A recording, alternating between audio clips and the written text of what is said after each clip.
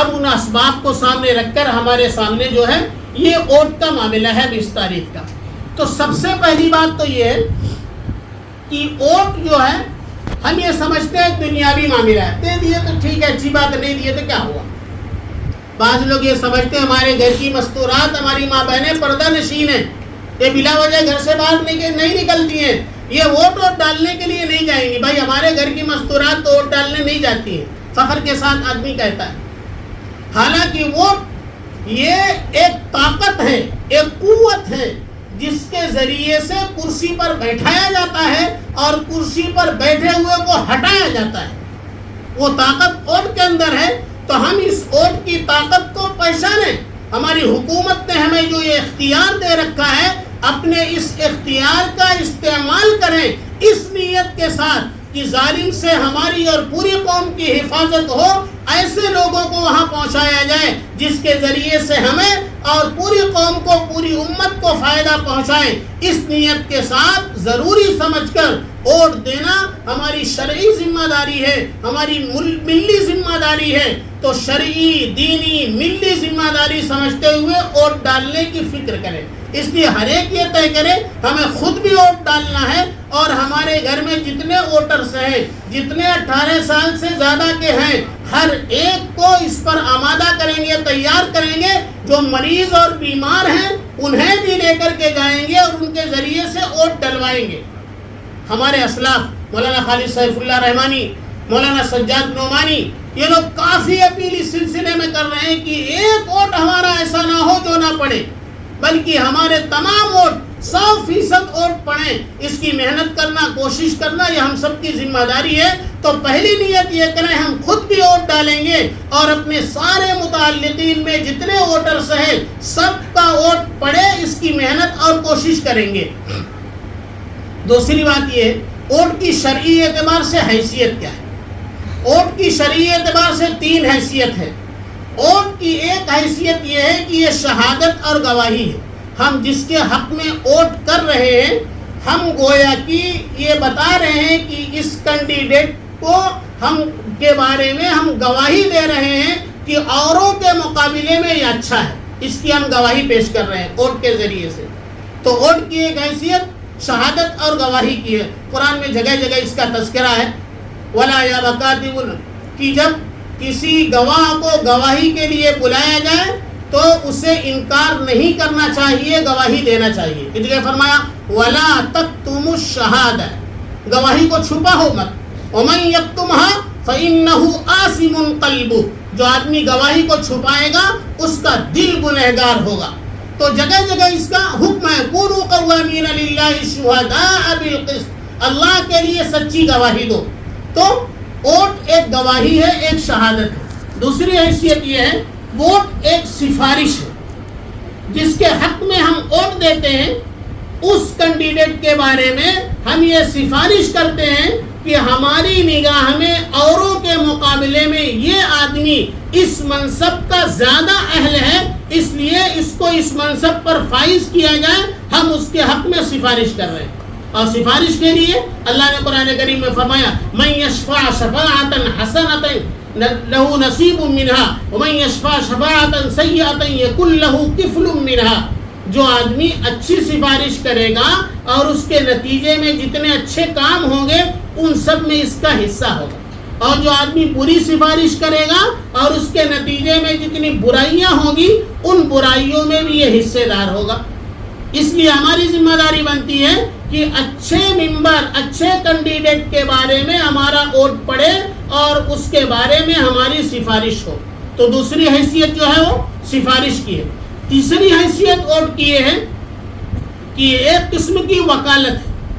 Vote دے کر گویا کہ ہم اس کو اپنا وکیل بنا رہے ہیں کہ حکومت میں جو ہماری حصہ داری ہے اس ملک کا باشندہ ہونے کے اعتبار سے تو ہمارے حصے کا کام آپ انجام دو گے. تو وہ جو کام کرتا ہے گویا کہ ہم کام کر رہے ہیں. وکیل کا کام موکل کا کام سمجھا جاتا ہے. کورٹ میں کیس ہوتا ہے تو وکیل کھڑا کیا جاتا ہے، لیکن وکیل جو بولتا ہے اس کی زبان سے نکل رہا ہوتا ہے وہ بات موکل کی مانی جاتی ہے. وکیل ہارتا ہے تو موکل ہارتا ہے. وکیل کا جیتنا موکل کا جیتنا ہوتا ہے. وکیل کی ہر بات موکل کی بات مانی جاتی ہے. لہذا جس کے بارے میں ہم وکالت کر رہے ہیں وہ جو کچھ کر رہا ہے گویا کہ ہم کر رہے ہیں. تو یہ تین حیثیت ووٹ کی ہے. ووٹ کی ایک حیثیت یہ ہے کہ شہادت اور گواہی ہے, دوسری حیثیت یہ ہے کہ یہ سفارش ہے, اور تیسری حیثیت یہ ہے کہ یہ وکالت یعنی اس کو اپنا وکیل بنانا ہے. لہذا ووٹ دیتے وقت یہ بات ہمارے پیش نظر رہے کہ ہم کس بنیاد پر ووٹ دیں. بنیادیں بڑی الگ الگ ہیں. بعض لوگ کہتے ہیں کچھ بھی ہو اپنی برادری کا ہے, اس کو چھوڑ کے دوسرے کو کیسا ووٹ دیں گے. کچھ بھی ہو ہمارا دوست ہے, اب وہ دوست کو چھوڑ کے دوسرے کو کیسا ووٹ دیں گے. جیسا بھی ہو ہمارا رشتہ دار ہے, اب ہمارا رشتہ دار کینڈیڈیٹ ہے, ہم اس کو چھوڑ کے دوسرے کو کیسے دیں گے. یا بعض مرتبہ ذاتی منفعت ہوتی ہے کہ لوگوں کے لیے جیسا بھی ہو, لیکن ہمیں یقین ہے میرے ساتھ تو غلط نہیں کرے گا. اور سب سے گری ہوئی حیثیت ہے کہ پیسہ لے کر اپنے ووٹ کو بیچ دیا جائے. 5 ووٹ ہمارے گھر میں 5,000 روپیہ دے دو تو آپ کے حق میں ووٹ ہو جائے گا. یہ پیسہ لے کر ووٹ دینا, اس مال کو کھانا شراب پینے سے زیادہ برا, خنزیر کا گوشت کھانے سے زیادہ برا ہے جو پیسے لے کر اپنے ووٹ کو بیچ دیا جاتا ہے. تو برادری کی بنیاد پر, دوستی کی بنیاد پر, رشتہ داری کی بنیاد پر, اپنے ذاتی نفع کی بنیاد پر ووٹ نہیں, بلکہ قومی, ملی, اجتماعی فائدے کو سامنے رکھ کر کہ کس کو ووٹ دینے میں پوری قوم کا, پوری عوام کا فائدہ ہے, اسے ووٹ دینا ضروری ہے. لہذا ایک تو بنیادی بات یہ کہ ووٹ ڈالنا ضروری ہے, شرعی اعتبار سے ہماری ذمہ داری ہے. اور دوسری چیز یہ ہے کہ ووٹ دیتے وقت ملی فائدہ سامنے رکھ کر کے ووٹ دیا جائے.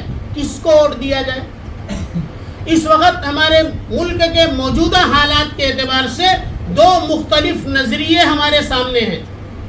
ایک طرف تو وہ نظریہ ہے فرقہ پرستوں کا, جن کا ایجنڈا یہ ہے, جن کے لوگ کھلے لفظوں میں یہ کہتے ہیں کہ ہم ہندوتوا کی محنت کرتے ہیں, ہم آئیں گے اکثریت میں تو ہندو راشٹر بنائیں گے, اور ملک کا جو آئین ہے, قانون ہے, جو سمویدھان ہے, اس کو بدل کر کے رکھ دیں گے. ایک طرف تو وہ طاقت ہے.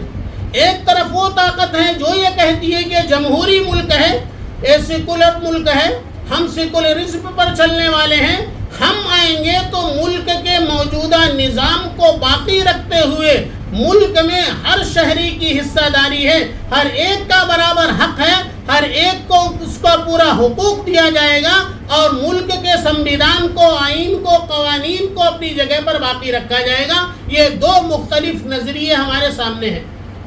اب یہ بات بالکل اظہر من الشمس ہے, روز روشن کی طرح کھلی ہوئی ہے کہ وہ طبقہ جو سمویدھان کو ختم کرنے کی بات کرتا ہے, جو ملک کے آئین کو چینج کرنے, بدلنے کی بات کرتا ہے, اس میں ہمارے لیے تباہی ہے. اور وہ طبقہ جو ملک کے آئین کی حفاظت کی بات کرتا ہے, اس میں ہماری عزت, ہمارے جان و مال کی بقا ہے.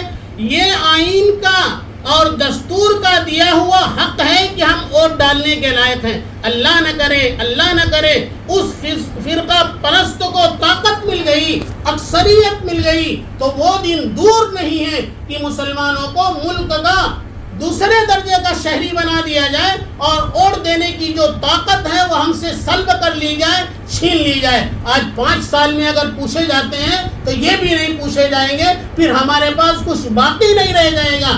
اس لیے ضرورت ہے کہ ان فرقہ پرستوں کو ملک سے, حکومت سے دور رکھا جائے, اور جو جمہوریت کے قائل ہیں, سیکولرزم کے قائل ہیں, ان کو طاقت بخشا جائے اور ان کے حق میں ووٹ دیا جائے, تاکہ ہم اور ہماری آنے والی نسلیں عزت کے ساتھ, وقار کے ساتھ اس ملک میں محفوظ رہ سکیں. تو یہ ووٹ کے تعلق سے چند باتیں, مزید وقت نہیں ہے, آپ کے سامنے عرض کر دیا. پہلی بات تو یہ ہے کہ ووٹ ڈالنا ضروری ہے.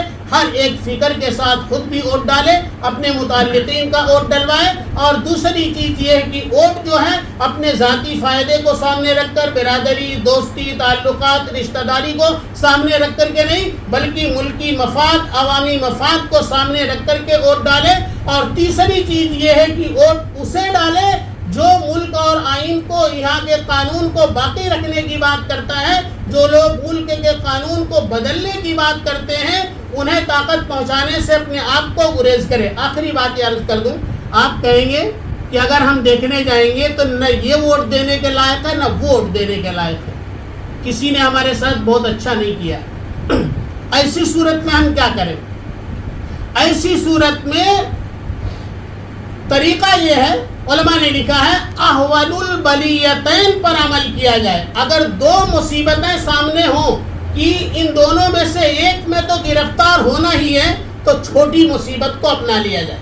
مثلا ایک بھوکا آدمی, اس کے سامنے دو کھانے رکھے ہیں دو قسم کے, لیکن یہ بھی اس کے لیے مضر ہے, یہ بھی اس کے لیے مضر ہے, اور بھوک مٹانے کے لیے کھانا بھی ضروری ہے. تو اب کیا کرے گا؟ اس موقع پر جو کھانا اس کے لیے کم مضر ہوگا, کم نقصان دہ ہوگا, اس کو کھا لے گا. جو زیادہ نقصان دہ ہوگا اس سے بچ جائے گا. اسی طرح اگر دونوں برے ہیں تو دیکھا یہ جائے گا کون کم برا ہے, اس کا ساتھ دیا جائے. جو زیادہ برا ہے اس سے اپنے کو اور اپنی قوم کو بچایا جائے. اللہ پاک ہم سب کو عمل کی توفیق عطا فرمائے. اب اذان ہوگی, اس کے بعد سے